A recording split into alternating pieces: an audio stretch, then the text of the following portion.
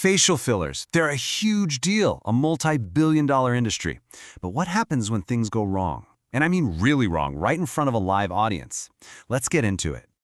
So it all kicked off with this one live stream. And this headline, it's not just about some random, reckless stunt. It's really a perfect storm, right? You've got social media, totally unregulated procedures, and this high-stakes world of cosmetic tweaks all crashing together. All right, let's talk about looks maxing. You might have heard of it. It's this whole online subculture that's all about, well, maximizing your looks, sometimes taking it to some pretty wild extremes. And that's exactly what happened here. A streamer on Kick, who goes by Clavicular, decided to take this trend and his viewers to a place that's just incredibly dangerous. And he did it all on camera. So what exactly went down? Well, during a live broadcast, he injected these unapproved, fat-dissolving substances into his girlfriend's face, and she's only 17.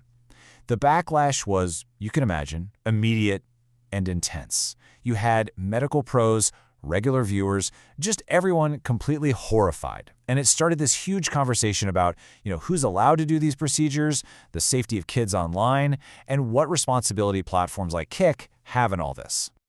Now, this whole incident, as crazy as it is, it's really just a symptom of something much, much bigger. This absolutely explosive demand for facial fillers. So to really get why this is so risky, we've got to understand the science behind it. What even are these injections, and why are so many people lining up for them? It's not just about wrinkles. As we age, it's a two-part problem. First, we lose volume, that natural fat pad under our skin. Second, the ligaments and structures holding everything up start to get a little weaker. That's what leads to sagging and those deep lines. So the whole goal of fillers is pretty simple. Put that volume back where it used to be.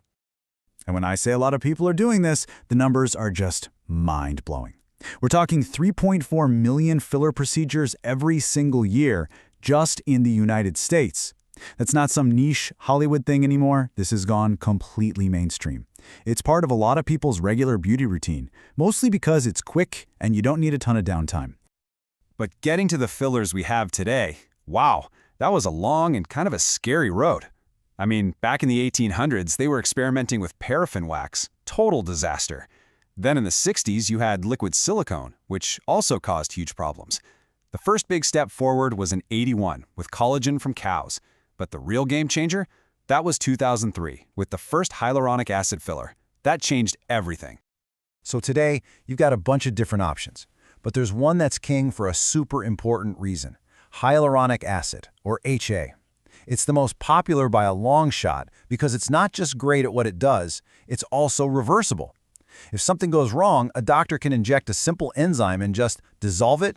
That is a massive safety net that the other, more permanent fillers just don't have. And believe me, having that safety net is crucial.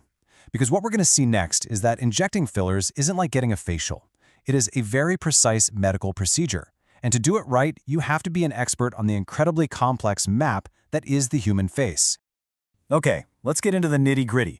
Think of your face like a fancy multi-layered cake. Way down at the bottom, you've got the bone. On the very top, you have your skin. But in between all that, there's this critical layer called the SMAS. It's kind of like the structural icing holding everything together, and it's where all the important stuff, nerves, blood vessels, is running. A great injector knows exactly which layer they're in and how to navigate around all that vital plumbing. And this is why it matters so much. Just look at this. Your face isn't empty space under the skin. It's a super complex highway of arteries and veins. This image shows you just how packed it is. These are the danger zones. Hitting one of these by mistake can lead to, well, devastating consequences. So what does this mean for the person holding the needle? It means this whole thing is a game of millimeters. Seriously. The technique you'd use to add volume to the cheeks is completely different from what you do under the eyes. A properly trained professional has a whole arsenal of different needles and techniques, and they know precisely which tool to use for which exact spot on the face. It's not one size fits all.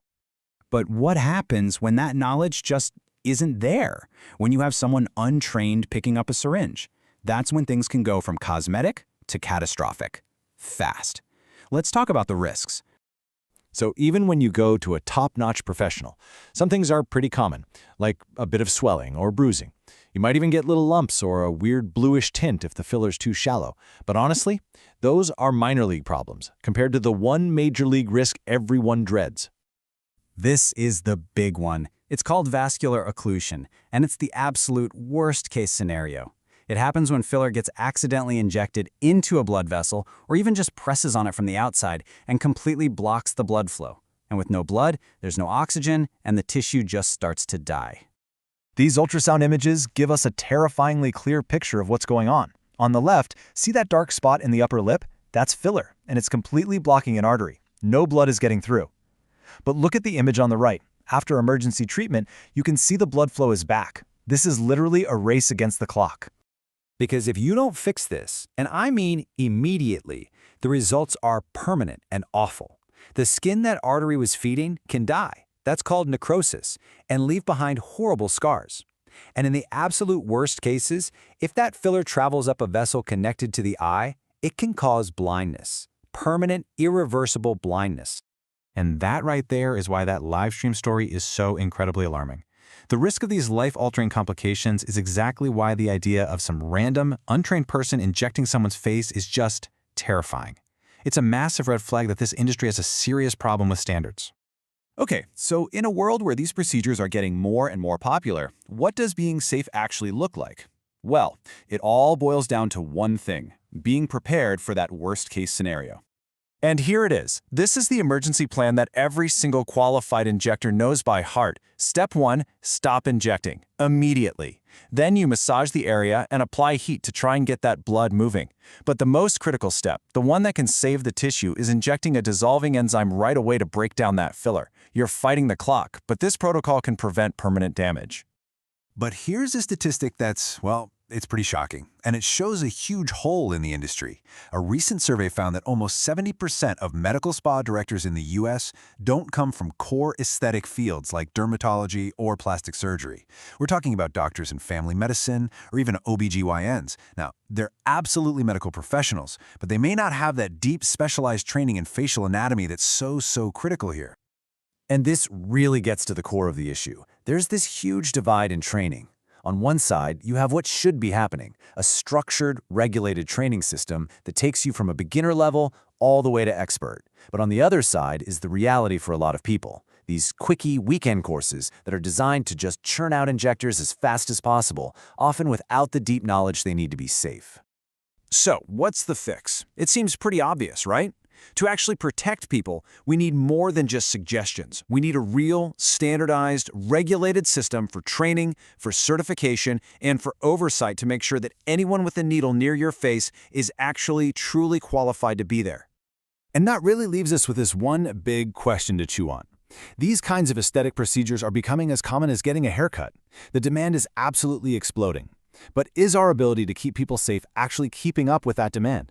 It's a really important question we all need to start asking.